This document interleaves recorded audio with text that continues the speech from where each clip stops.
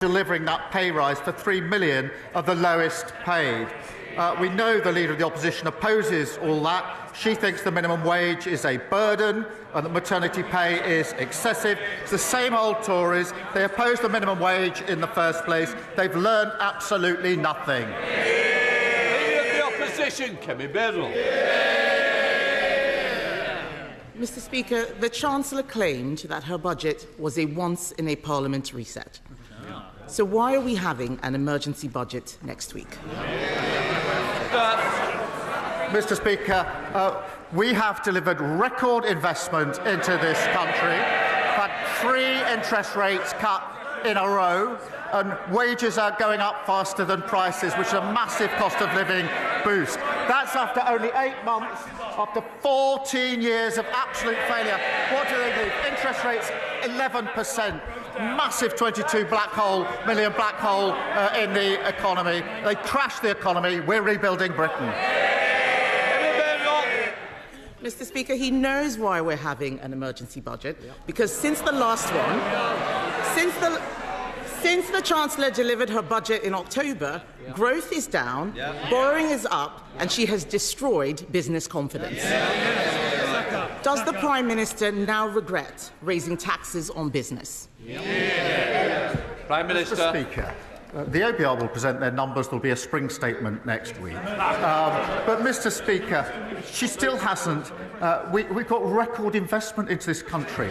Interest rates have been cut, and she talks about national insurance. We had to fill the 22 billion black hole that they left. We've invested in the NHS, in schools and public services.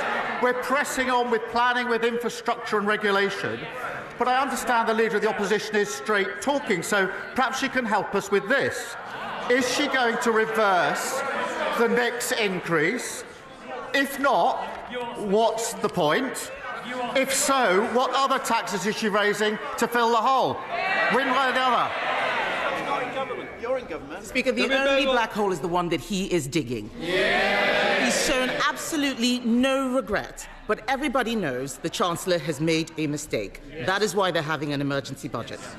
Later today, Conservatives will vote to exempt hospices, pharmacies and care providers from her national insurance rise. Will he, at the very least, support exempting these vulnerable services from his jobs tax? Prime Minister. I noticed she didn't say they're going to reverse the national insurance rises. It's exactly what she wants all the benefits, but they can't say how they're going to pay them. She carps from the sideline, but can't make her mind up whether she supports or doesn't support national insurance rises. We've made provision for hospices, we've made provisions for charities, but we had to secure the economy. We had to fill the £22 billion black hole that they disgracefully left. Mr. Speaker, he hasn't made these provisions. He keeps talking about budget benefits. Unemployment is not a benefit. Businesses closing are not benefits. I asked him whether he would exempt hospices, even children's hospices, from the jobs tax. He did not answer that question. His MPs know that this could affect end-of-life care. So I will ask the same question again. Will he exempt hospices from paying his jobs tax? Mr. Speaker, we've already invested £100 million for adult and children's hospices, an additional £26 million in funding through the Children's Hospices grant, but we can't get away with what we were doing in that budget, the root cause, which was fixing the economy they left so badly damaged, a £22 billion black hole. Perhaps you start the next question with an apology. Mr. Speaker, I remember when he made... They want me to answer questions, then we can swap sides.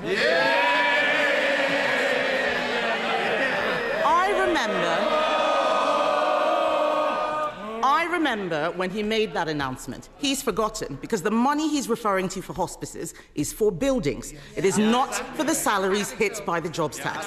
As St Helena Hospice in Colchester said, we cannot use this funding for salaries, which is where we need urgent help. Why is the Prime Minister not listening to hospices? Mr. Speaker, I've already set out the position in relation to hospices. She says that she wants to swap sides. I mean, heaven forbid.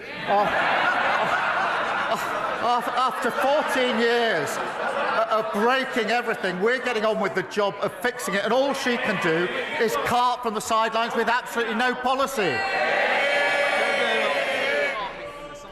Mr. Speaker, winter fuel payments have been snatched. The jobs tax is hammering everyone from business to charities. The Chancellor promised a once-in-a-Parliament budget that she would not come back for more. And in that budget, she said there will be no extension of the freeze in income tax thresholds. Ahead of the emergency budget, will he repeat?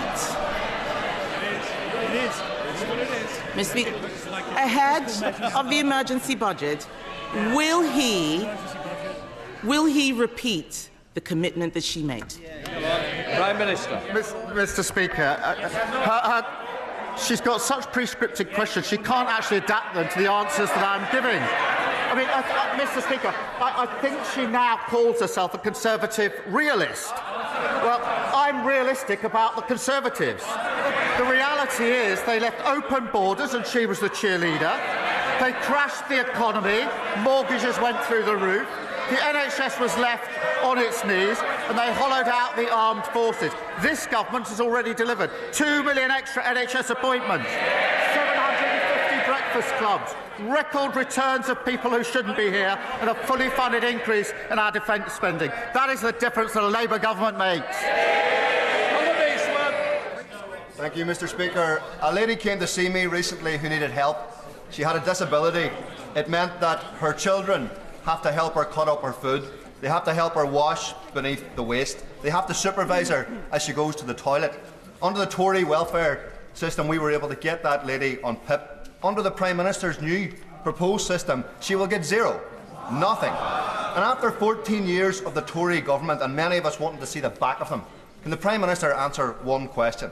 What was the point if Labour are going to do this? Prime Minister. Mr. Speaker, I've lived with the impact of disability in our family through my mother and brother all my life. I do understand the human impact of this, but the current system is morally and economically indefensible, and we're right to reform it, and nobody should be defending the broken status quo. We are proceeding on three principles: that if you can work, you should work. If you need help into work, the state should help you, not hinder you. And if you can never work, you must be supported and protected. They are the right principles, but we can't leave the current system as it is.